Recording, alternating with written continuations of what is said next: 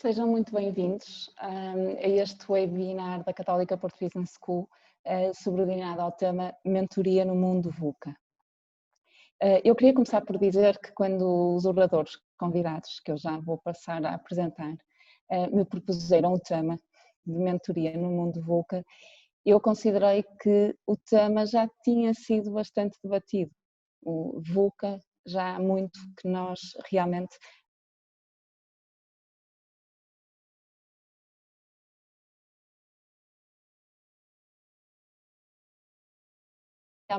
nós, apesar deste tema já ser muito debatido, nunca o vivemos com uma intensidade tão grande como atualmente o estamos a fazer. Efetivamente, o tempo que estamos hoje a passar é um tempo de enorme volatilidade, de enorme incerteza, de enorme complexidade e de enorme ambiguidade.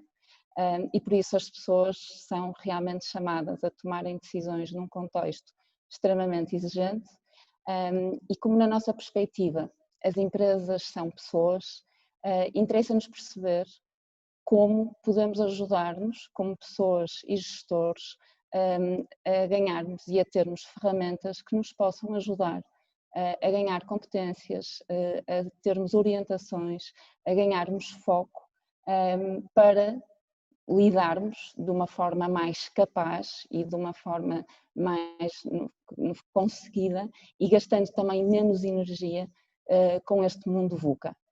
Nesse sentido, os nossos convidados são João Pierre Viana e Nuno Fernandes, da Walking Mentorship, parceira da Católica Porto Business School.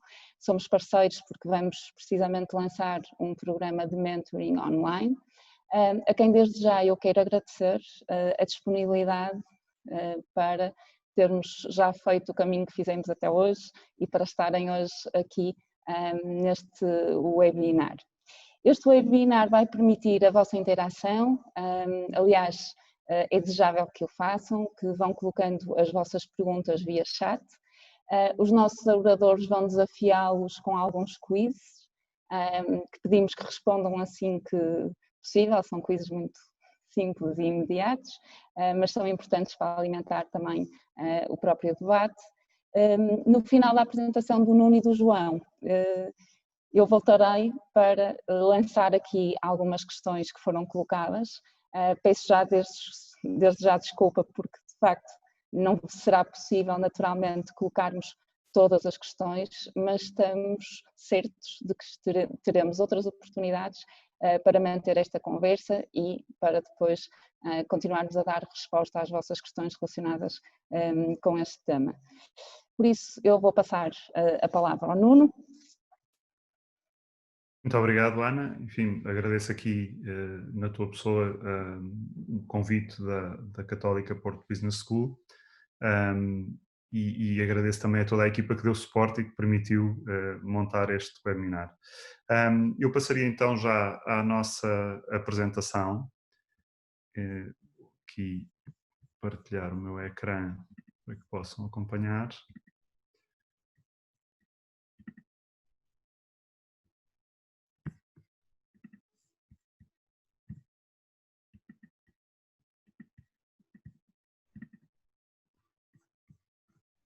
E, portanto, o início da nossa apresentação lança-vos já um desafio, que é, e peço aqui que seja lançado à poll, que respondam a esta pergunta: quantas pessoas no mundo não têm hoje o suficiente para comer? Peço que vão respondendo com a maior brevidade e já voltaremos a este tema, porque vamos falar aqui do que, enfim, deste momento que estamos a viver, este mundo VUCA que a Ana já falou, no fundo este grau de volatilidade, incerteza, complexidade e ambiguidade que é, enfim, é algo que nos parece novo e absolutamente surpreendente e é um bocadinho sobre isso que nós vos queremos aqui falar. Penso que já poderemos talvez lançar o resultado da poll. Não sei se já temos resultados para ver. Bem, já temos, de facto. Enfim, a tendência é certa, porque de facto 815 milhões de pessoas estão hoje em dia a passar fome, ou seja, não têm mesmo o suficiente para comer, e 2 bilhões de pessoas, 2 mil milhões de pessoas, não têm as suas necessidades nutricionais totais satisfeitas. Ou seja, não estão preocupadas com o Covid, estão preocupadas com o jantar de hoje.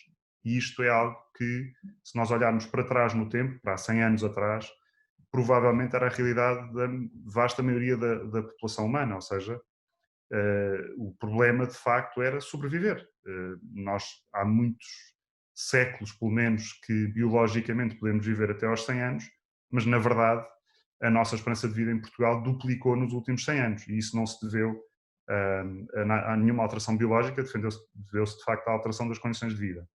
Mas olhando para trás e olhando para esta realidade que nos acompanhou ao longo de toda a existência do Homo sapiens até há 60, 70 anos atrás, nós sempre vivemos na incerteza, nós sempre vivemos com o pé a cair para o caos, com a possibilidade de, enfim, sermos comidos ou não termos o que comer, sempre ao fim do dia. Quer dizer, isto era uma realidade diária para todos nós. E, portanto, a questão que nós devemos colocar é como é que o ser humano, como é que a nossa espécie se adaptou a viver neste caos, conseguiu sobreviver a este nível de VUCA, de incerteza total, não é?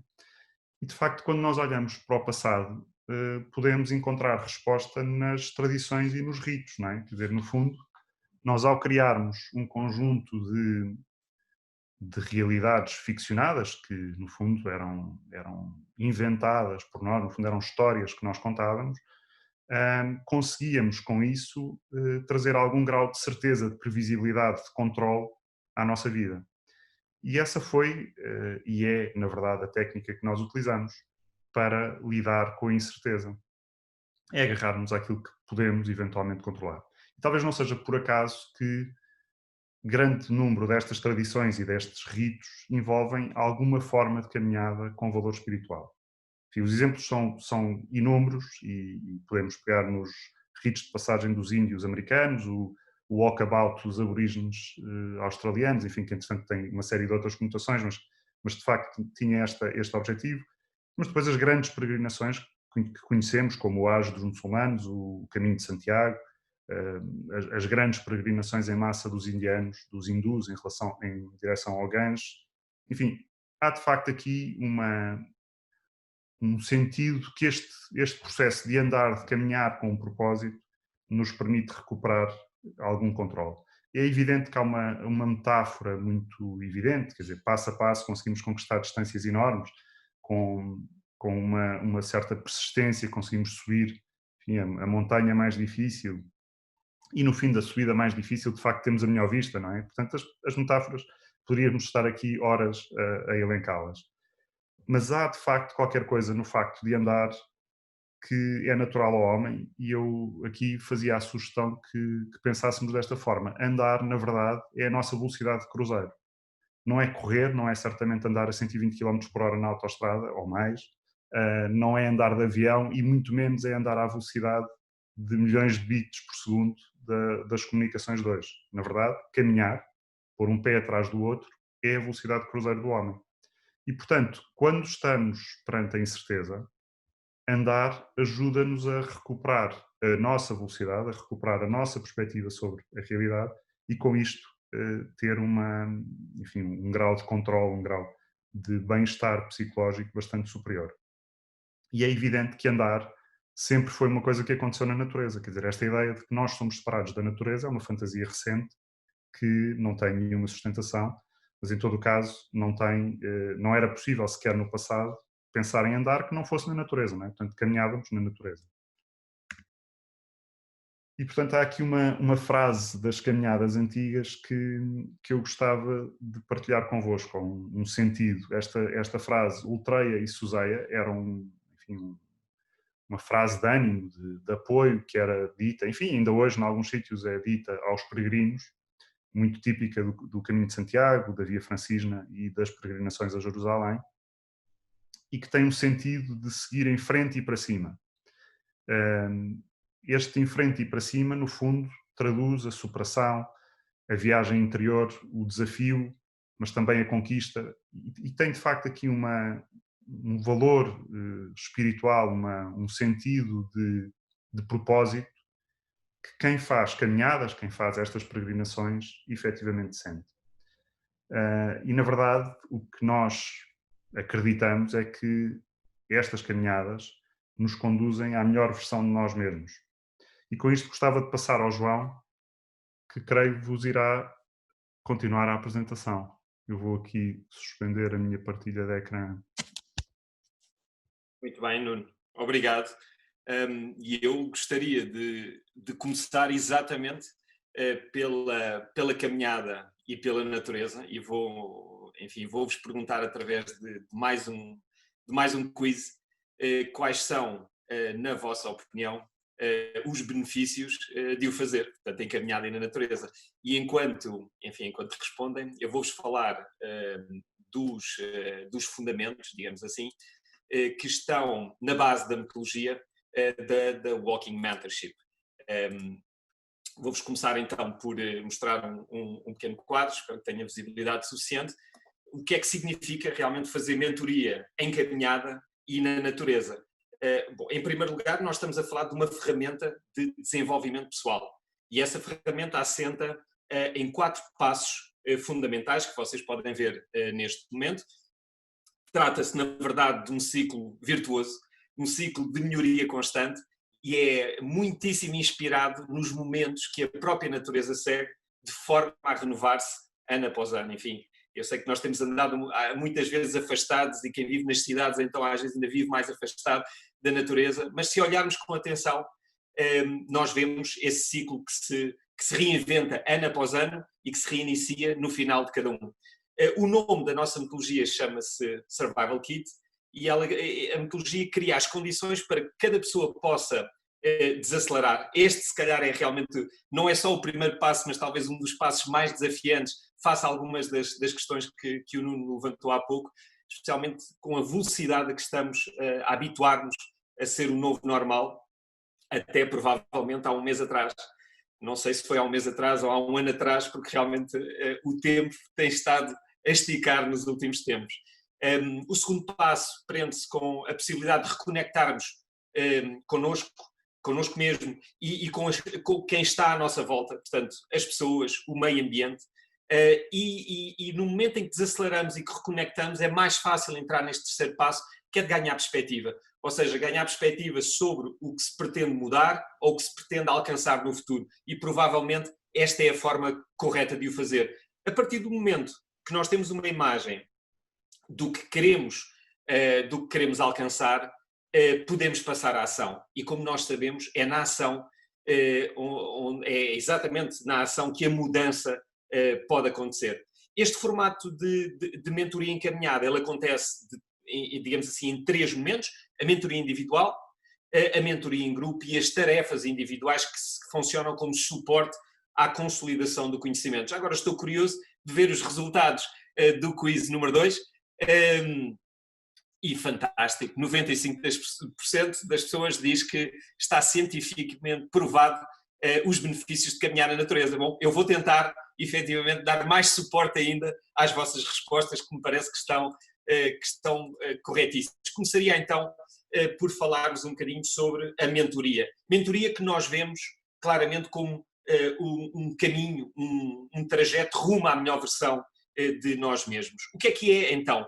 Portanto, como vos diria há pouco, isto é simultaneamente uma ferramenta e um caminho de desenvolvimento pessoal. Para que é que serve? Bom, serve para várias coisas, mas se calhar destacaríamos o facto de podermos aprender através da conexão e da experiência com outras pessoas, ou seja, a transferência de experiência e de experiências parece-nos que é claramente evidente como uma das principais utilidades da mentoria, mas também ajudar-nos a focar no desenvolvimento pessoal, ou seja, definir objetivos, definir goals, não é? Que nós queremos alcançar e depois ser mais clara a forma como lá chegar. A mentoria, enfim, onde é que ela nasceu? Isto é curioso, há pouco o Nuno fez algumas referências que eu acho que importa referir, destacar novamente. Se nós olharmos para as relações tribais, curiosamente haveria sempre alguém mais velho que acompanhava as pessoas mais novas. Cá está novamente a questão da transferência de experiência. A escola peripatética na Grécia, enfim, sair em caminhada, movimentar e fazer uma relação entre o processo interno e o processo externo. Este movimento contínuo de avançar. As escolas monásticas, curiosamente, os irmãos, os monges mais velhos que os irmãos mais novos, enfim, com os postulantes, portanto, esta relação, as associações profissionais, curiosamente, os guilds, não é? Onde se passava o conhecimento de quem sabia para quem queria aprender, e eu creio que de uma forma bastante visível também no último século, no mundo corporativo, cada vez mais a utilização da mentoria para apoiar este processo. Enfim, como é que ela se processa? Vamos lá ver, existem provavelmente tantos formatos de mentoria como pessoas, ou seja, realmente existem diferentes formas de o fazer, mas parece que há alguma coisa em comum em todos eles, é realmente uma relação, eu diria, informal, de confiança, ou seja, esta questão da confiança parece ser fundamental, onde há um trabalho que é feito em conjunto e para que possa ser realmente profundo, exige que ambas as pessoas sintam essa proximidade. Qual é a duração de um programa de mentoria? Olha, eu creio que a mentoria só tem dia certo para começar. Não creio que tenha limite para terminar. Continuará na medida que fizer sentido para as pessoas que estão envolvidas, na medida que faça sentido e que seja claro que continuamos a avançar.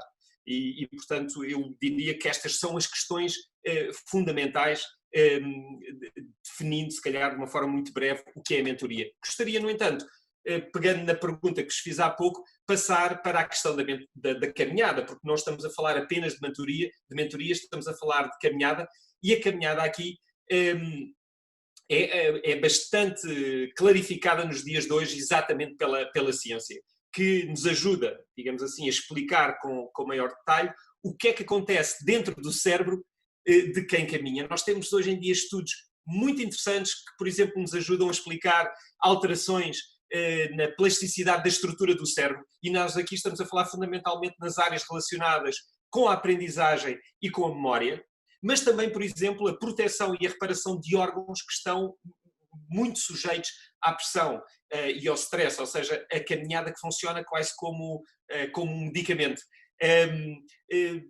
Apercebemos também do aumento da capacidade criativa que nós temos quando estamos, por exemplo, em caminhada, mas, por exemplo, o efeito que isto tem na melhoria da nossa capacidade de humor, de nos sentirmos mais bem dispostos.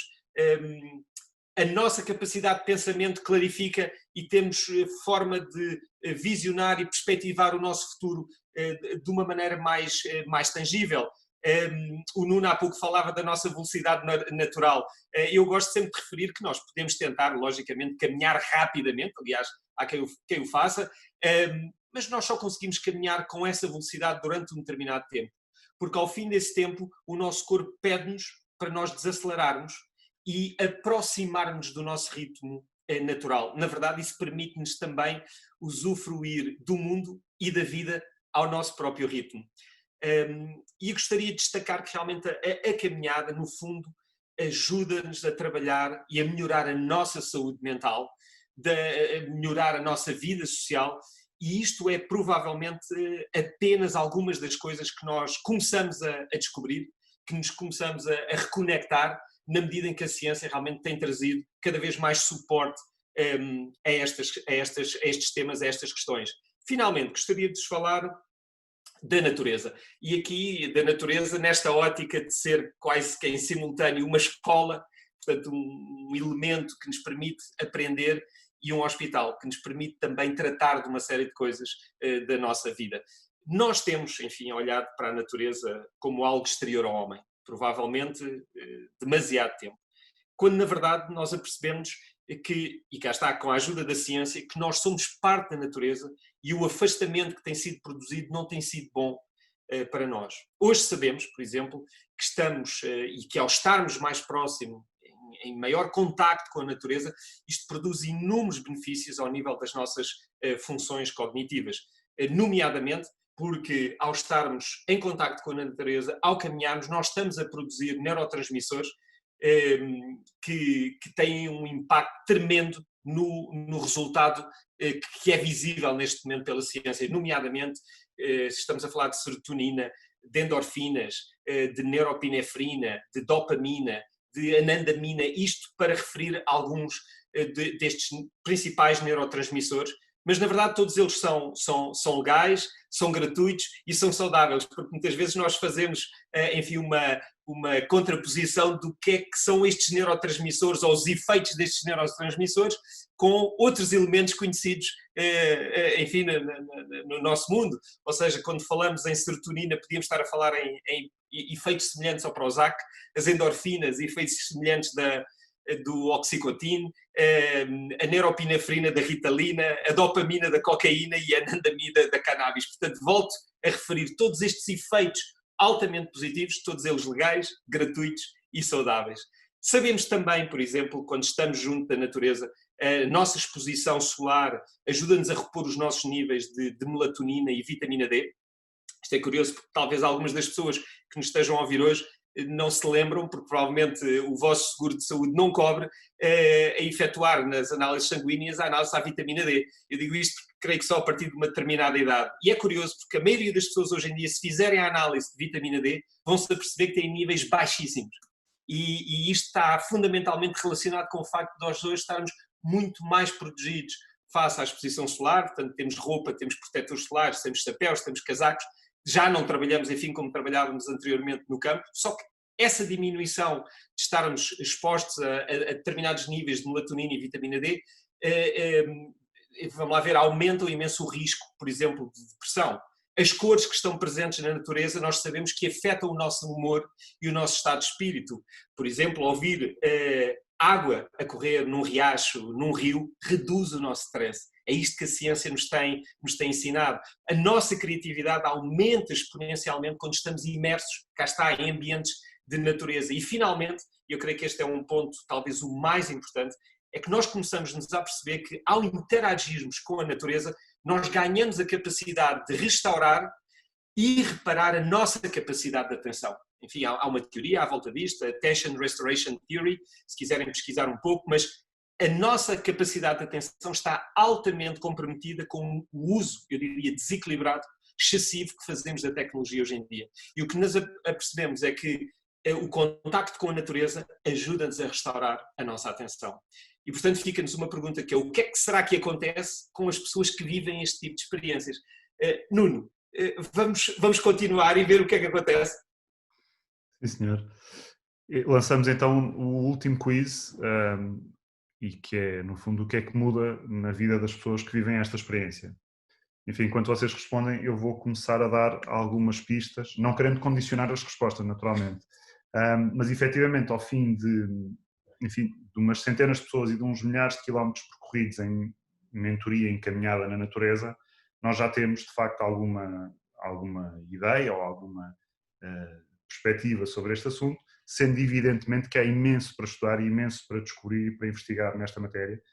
E a nós, aliás, parece-nos que é uma das áreas em que importa muito investir para podermos quantificar, demonstrar e até perceber o que é que são boas práticas e o que é que podem ser práticas a abandonar ou a alterar e corrigir.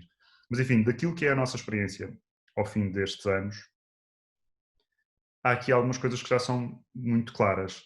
Uma delas é que, por muito difícil que seja o processo, e nós temos tido participantes que sofrem imenso no processo, ou seja, que fisicamente sofrem, que emocionalmente entram, de facto, num processo muito duro, mas, na verdade, no fim tiram sempre um enorme benefício. Eu lembro de um caso de um participante que a impressão que nós ficámos no fim foi que ele tinha detestado toda a experiência e que nunca mais queria sequer pensar no assunto. Curiosamente, passado 2 anos, ou seja, 2 anos depois, ele esteve em silêncio durante 2 anos e 2 anos depois comunicou a dizer que aquela tinha sido provavelmente a melhor semana da vida dele e que lhe tinha mudado a vida de uma forma absolutamente espantosa. Este é um caso, digamos, radical, mas efetivamente há muitos casos em que as pessoas passam por um período difícil, porque de facto quando nós nos confrontamos com a nossa realidade, por vezes isso é duro, mas de facto o benefício que aí advém é, sem dúvida, notável. Um outro aspecto é que, ao não estarmos sozinhos neste processo, ao fazermos a relação one-to-one e one-to-many, portanto, para o grupo, nós vamos, de facto, perceber que dores nos pés temos todos, problemas temos todos. Claro que uns sentem de uma maneira, uns têm uma perspectiva e outros têm outra, mas ao percebermos que, no fundo, aquilo que nos aflige pode ser diferente do que aflige os outros, mas, na verdade, todos temos as nossas dores e as nossas aflições, isto dá-nos uma maior tranquilidade a lidar com estas situações e ganhamos também aqui uma perspectiva e um insight e muitas vezes a visão independente, livre, não comprometida de alguém que nos dá o seu contributo de uma forma inovadora, enfim, que nos revela uma nova perspectiva. Um aspecto que também é muito evidente é o ganho em foco e produtividade, ou seja, como todos os nossos programas terminam com um plano de ação, efetivamente, o que aprendemos ao longo do caminho é traduzido imediatamente nos próximos passos. E, portanto, no dia em que regressamos, digamos, de um programa destes, nós estamos prontos para começar o próximo. Ou seja, na verdade, ali é que começa o caminho. E esta estrutura, como isto é feito, tem enormes vantagens e tem permitido também que as pessoas tenham enormes ganhos com estes projetos.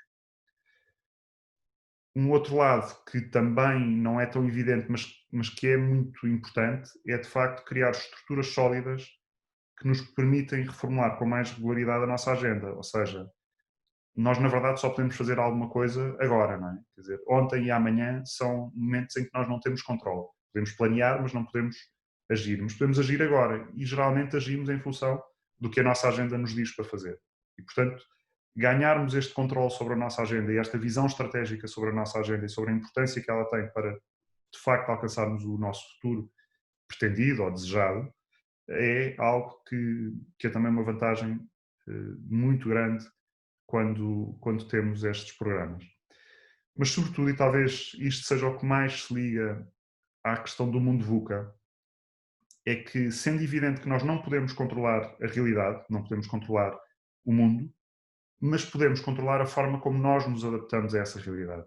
E, portanto, nesse contexto, é de facto interessante usar estas ferramentas numa situação de desafio para lidar melhor com a incerteza. Eu pedi agora para vermos os resultados do poll e passaria ao João para continuar aqui a nossa apresentação e explicar um bocadinho como é que funciona o nosso programa. Muito bem. Obrigado, Nuno. Enfim, eu creio que este é um resultado por demais evidente, ou seja, nós aumentamos o nosso foco no essencial. E gostaria de partilhar então qual é que é o foco e como é que ele se processa nestes 4 passos que referi, portanto o Slow Down, Reconnect, Gain Perspective e o Take Action. Fundamentalmente estamos a falar de 4 exercícios dentro deste Survival Kit. Há um exercício inicial que se chama quilómetro zero. Enfim, o quilómetro zero é o início, é o primeiro passo que nós damos, e este quilómetro zero está focado em descrever a nossa situação atual. Portanto, é fundamental perceber onde é que eu estou hoje, o que é que me pressiona, o que é que não está claro, quem está à minha volta, como é que eu me sinto. Enfim, é este momento inicial, é para isto que serve. A partir dessa altura avançamos para um segundo exercício que se chama Connecting the Dots, e aqui o Connecting the Dots é claramente perceber o que é que nós temos aprendido ao longo da vida. Portanto, estamos a falar de eventos-chave, estamos a falar de aprendizagens para cada evento-chave e estamos a falar também de padrões, porque como nós sabemos, os padrões têm tendência a repetir-se e provavelmente vão sempre repetir, mas quando estamos atentos, quando estamos despertos para eles, é muito mais fácil poder agir em conformidade. Um terceiro exercício chama-se Time Lab, portanto estamos a falar de analisar acima de tudo a forma como gastamos o nosso tempo e o nosso grau de satisfação com as atividades que temos, ou seja, este é um exercício muito parecido com uma folha de Excel. Porquê? Porque o tempo está perfeitamente enquadrado na nossa vida, o que fazemos, o que não fazemos e o que gostaríamos de fazer. E quando colocamos em cima disto realmente uma matriz que nos ajuda a analisar o grau de satisfação, é muito mais fácil perceber o que é que nós gostaríamos de realocar em termos de tempo e utilização do tempo.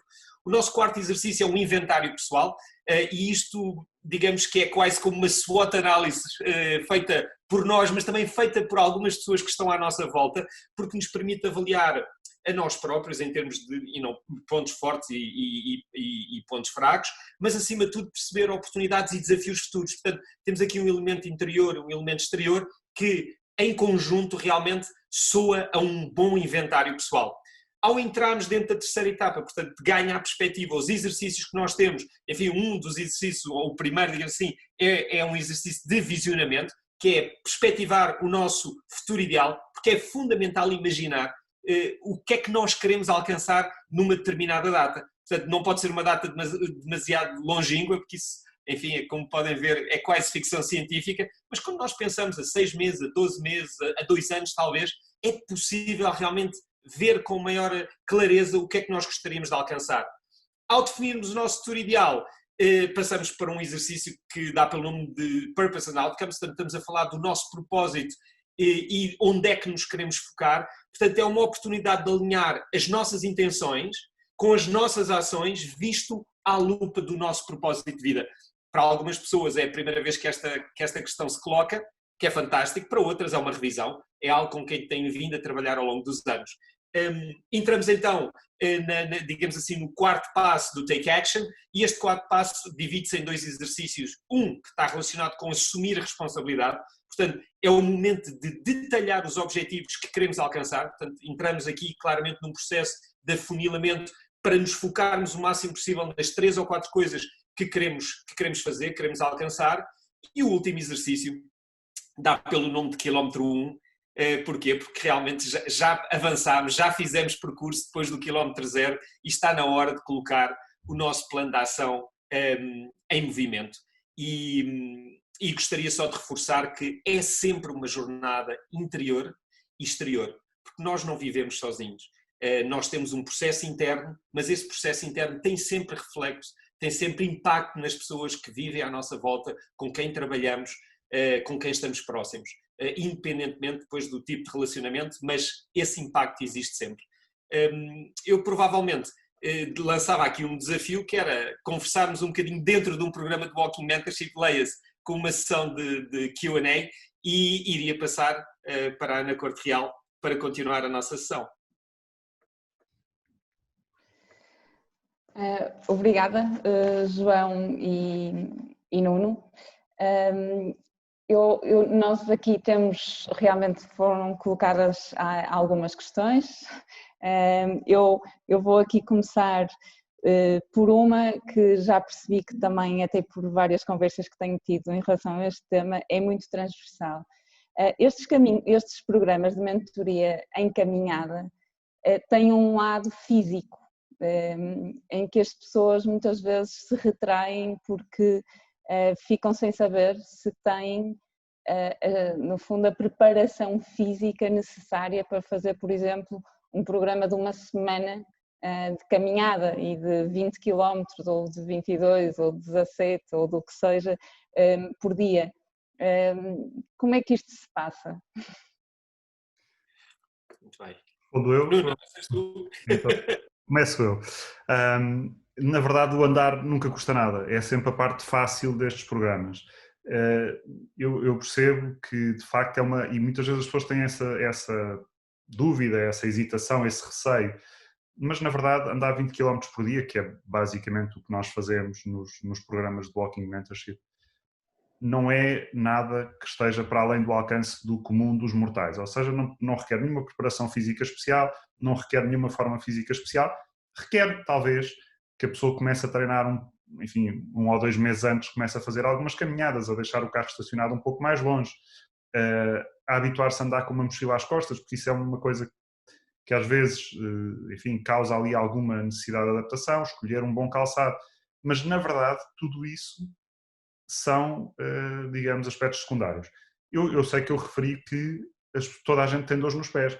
Eventualmente vamos todos ter dor nos pés, vão-nos doer as pernas, vamos achar que a mochila está pesada, enfim, isso faz um bocadinho parte deste processo, mas na verdade, às vezes quando nos doem os pés, alivia um bocadinho as dores de cabeça e portanto há aqui uma certa compensação daquilo que de facto é o desafio deste programa, que é o processo interno, ou seja, aquilo que eu julgo que é fundamental que uma pessoa pense quando vai fazer um programa destes não é se fisicamente está capaz de o fazer, mas é que se prepare mentalmente para o fazer, porque efetivamente esse é que é o grande desafio, esse é que é a grande dor, se quiserem, ou o grande prazer deste processo.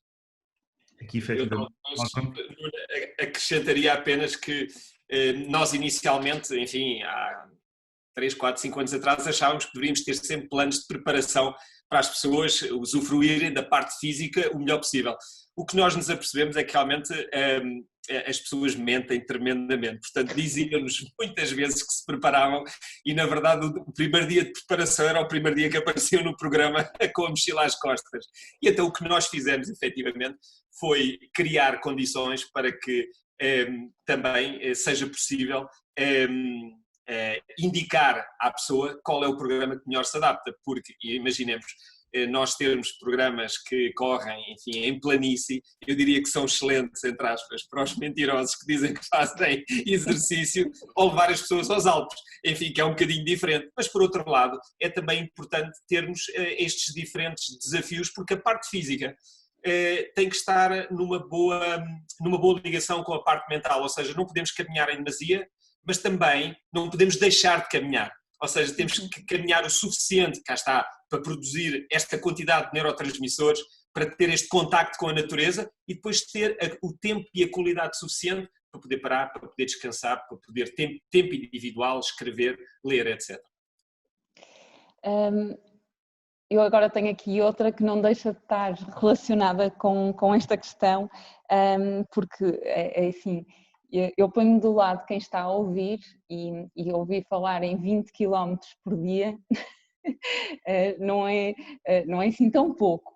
E por isso há aqui uma participante que me está a perguntar qual é a duração mínima, atendendo a que temos várias restrições, nomeadamente de tempo, não é? E disponibilidade para fazer este tipo de programas, se há uma duração mínima de uma caminhada que permita usufruir destes benefícios que quer tu, João, quer o Nuno, explicitaram. Muito bem. Eu talvez comece a tentar responder. O que nós aprendemos, e aqui realmente cá está, a ciência tem-nos dado dados muito interessantes, é que nós quando caminhamos, a forma como produzimos estes neurotransmissores, e é agora concretamente deles que eu estou a falar, tem uma libertação bastante lenta, ou seja, ao contrário de, imaginemos, para um ginásio ou ir correr, onde eu tenho um pico muito alto de produção de neurotransmissores, mas depois a um pico muito alto eu na verdade tenho uma quebra muito rápida também, ou seja, um prazer enorme e uma quebra rápida. O que nós temos reparado é que com as caminhadas essa libertação é muito mais lenta, o que quer dizer que as pessoas, se tiverem o hábito, imaginemos, vamos dar um exemplo, aproveitar um fim de semana para fazer uma caminhada mais longa, ao longo dos dias que decorrem na semana, a pessoa vai continuar a usufruir dos benefícios, por exemplo, de uma caminhada em natureza. Agora imaginem, uma pessoa que vai e que tira alguns dias para fazer um programa destes, e enfim, os programas mais curtos têm 2, 3 dias, menos do que isso, o que nós nos apercebemos é que realmente os benefícios são muito inferiores àquilo que podemos ter, mas a partir do segundo, terceiro dia o impacto é bastante maior, mas eu diria que é quase como fazer um investimento no futuro, porque uma pessoa faz um programa destes e depois se mantiver alguns hábitos regulares, fazer algumas caminhadas ao longo da semana, bastante mais ligeiras, bastante mais breves, a pessoa mantém um nível elevado de produção de neurotransmissores no cérebro. E isso é muito interessante. Eu acrescentaria só um ponto que, enfim, que vem a propósito, mas talvez um bocadinho para baralhar as contas, que é, na verdade, nós muitas vezes pensamos que não temos tempo e estamos sempre neste dilema, não temos tempo. Mas, na verdade, se nós conseguirmos investir tempo para nos tornarmos mais produtivos, nós passamos a ter mais tempo. E esse talvez seja um dos benefícios escondidos de gastar tempo. nestes projetos, nestes programas, é que depois vamos ganhar tempo naquilo que realmente importa. E ao focarmos no que nos interessa, verdadeiramente vamos canalizar o nosso tempo para o que importa e não talvez para coisas que andamos aí sim a gastar, a perder tempo. Agora tenho aqui uma questão que eu acho bastante pertinente, porque de facto ao longo da vossa apresentação há um benefício claro de fazermos esta caminhada e este programa de mentoring na natureza. E de facto agora até temos o desafio de estarmos a ter um programa que é feito virtualmente. Aliás, este contexto VUCA, entre muitas outras coisas, tirou-nos muito presencial e pôs-nos muito online e remotamente, com todos os benefícios e com todos os desafios que isso tem. Aqui, particularmente, onde se fala muito da natureza e do seu impacto e da caminhada, como é que, João e Nuno, nós podemos achar que é possível fazer isto remotamente, virtualmente? E aqui até vou complicar a pergunta que foi feita, porque, João, tu também falaste da questão da confiança nestes programas e por isso, uma vez que isto será à distância com a vossa presença, é verdade, mas remotamente, como é possível ter os mesmos resultados? É possível ter este plano de ação que de facto nos permite fazer esta caminhada interior e com os resultados que vocês apontaram? Olha, não dou o primeiro passo e passo já para ti. Eu creio que portanto, há duas questões, digamos aqui. Uma sobre a natureza. A nossa proposta é nunca retirar nem a caminhada nem a natureza. Ou seja, independentemente de estarmos a falar de programas virtuais, online, à distância, é do nosso maior interesse manter estes dois elementos. Como é que os mantemos? Bom, a caminhada, para quem pode sair, para quem irá poder sair em breve, enfim, boas notícias, esta quarentena vai acabar, portanto, acho que é importante ganharmos, acima de tudo, perspectiva de vida positiva, vai acabar, não sabemos quando, mas vai acabar, portanto, a próxima vez que possam sair, vão dar abraços nas árvores e coisas parecidas, porque vão ficar muito contentes, mas fora de brincadeira, acho que é muito importante termos esta perspectiva. Se posso sair, saio, se não posso, o que nós aconselhamos é a pessoa manter as sessões de mentoria encaminhada dentro de um ambiente de casa, ou seja, casa, escritório, ou seja, apanha um corredor, umas escadas, enfim, que se mantenha em movimento, porque efetivamente este movimento é muito importante para o processo mental. Portanto, a caminhada, mantê-la sempre, online, virtual, em casa, na rua. Se calhar destacava a questão de nós fazermos sugestões também de as pessoas poderem visualizar vídeos que nós criamos das nossas próprias caminhadas. Portanto, imaginem, um caso extremo, não posso mesmo sair de um espaço pequeno, ou então imaginem, estou deitado numa cama, nem sequer me posso levantar. A nossa sugestão é que a pessoa utilize realmente o telemóvel ou o computador e caminhe connosco. Portanto, nós estamos a falar de vídeos com uma duração relativamente longa, de 30 minutos, 60 minutos, onde, para além das sessões de mentoria, sugerimos à pessoa, se não pode sair, esteja durante estes 30, 60 minutos a visualizar a caminhada. Portanto, estamos a falar de uma experiência perfeitamente ao natural. Portanto, não tem música, não tem texto, não tem som. O som que tem é o som natural. Se tem, enfim, passarinhos, terá, ou riachos, terá também. Gostaria só de referir a questão da confiança. Vamos lá ver. Eu percebo que hoje em dia nós estamos mais despertos para este tema.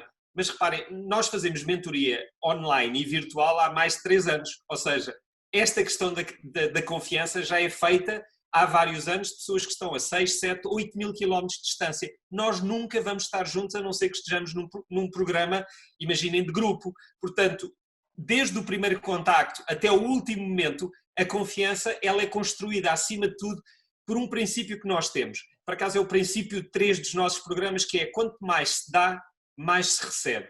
E o contrário também é verdade. Aqui eu creio que o online e o virtual, na verdade, não são a desculpa. É mesmo uma questão, até onde é que eu quero ir, o que é que eu quero dar e de que forma é que eu vou receber. Mas Nuno, se calhar queres-me complementar? Eu iria exatamente a esse ponto, que é, na verdade, o que vai determinar a profundidade e a qualidade do programa é o empenhamento do participante. Isto é verdade sempre. Digamos que na versão online põe mais responsabilidade sobre o participante, porque como não é visto, pode esconder-se mais atrás dessa capa. Mas na verdade depende só de cada um de nós, não é? Depende do participante ao comprometer-se com o seu processo. E portanto, aquilo que é a grande vantagem que se pode tirar disto depende de quanto eu estou disponível a dar. E nós criámos, além de todo o suporte do programa, criámos também dinâmicas que permitem à pessoa obter o feedback de terceiros, porque efetivamente essa era uma das questões que também se colocava como difícil, ou seja, além da natureza e da caminhada, a questão de ter outras pessoas com quem dialogar. E portanto criámos essa dinâmica, naturalmente, como aliás nos programas reais, não virtuais, cada programa é único, cada experiência é única, mas acreditamos que é perfeitamente possível fazer um programa extremamente gratificante e extremamente enriquecedor desta forma. Bem, eu agora tenho aqui só que fazer partilhas, porque temos alguns participantes que não estão a fazer questões, mas estão a testemunhar que já fizeram caminhadas e que o resultado foi muito positivo, e por isso até a agradecerem estarmos a partilhar, porque também não tinham noção de que havia estes programas, estas caminhadas com mentoria, e por isso agradeço a todas estas partilhas positivas. Nós já vamos aqui com um tempo longo, haveria outras questões naturalmente para responder, mas ficarão para outras oportunidades.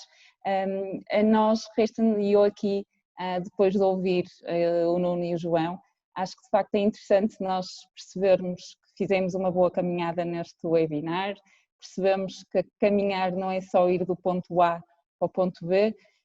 Provavelmente a caminhada mais difícil é que vem na nossa direção, e é aquela que nos permite ser uma melhor versão de nós mesmos. E de facto também foi importante perceber que neste tempo VUCA, onde o desafio é enorme, e hoje deixem-me dizer que até pelo feedback que tenho, nós estamos todos numa roda viva, com teletrabalho, com filhos em casa, com teleescola, com as atividades domésticas, com as pressões todas e as incertezas do que nos vai acontecer, das nossas empresas, dos nossos negócios, e de facto é muito importante nós percebermos que, se calhar, neste momento tão VUCA, temos de parar, temos de reconectar, temos de ganhar perspectiva e agir. E é exatamente aqui que um plano de mentoring com um plano de ação que depois fica nosso, e que também é um compromisso nosso, poderá ser um ótimo passo para nós ganharmos essa tranquilidade, que aliás foi outra pergunta que nos fizeram: como é que nós, nesta velocidade louca que andamos, como é que ganhamos tranquilidade? E de facto estes programas que nos ajudam a fazer estas paragens são uma boa opção. Eu desafiava todos os participantes a juntarem-se no próximo webinar no dia 22. O tema será que opções legais restam às empresas em tempo de crise. E para terminar, eu acho que aqui nós devemos reter uma partilha que o Nuno fez: Ultreia e Suzeia, e acho que o desafio aqui é todos seguirmos em frente e para cima. Desejo-vos uma ótima semana, que continuem a cuidar-se e que logo possamos estar em contacto todos e com a natureza. Obrigada, João, obrigada, Nuno, e obrigada a todos os participantes. Muito obrigado a todos, obrigado.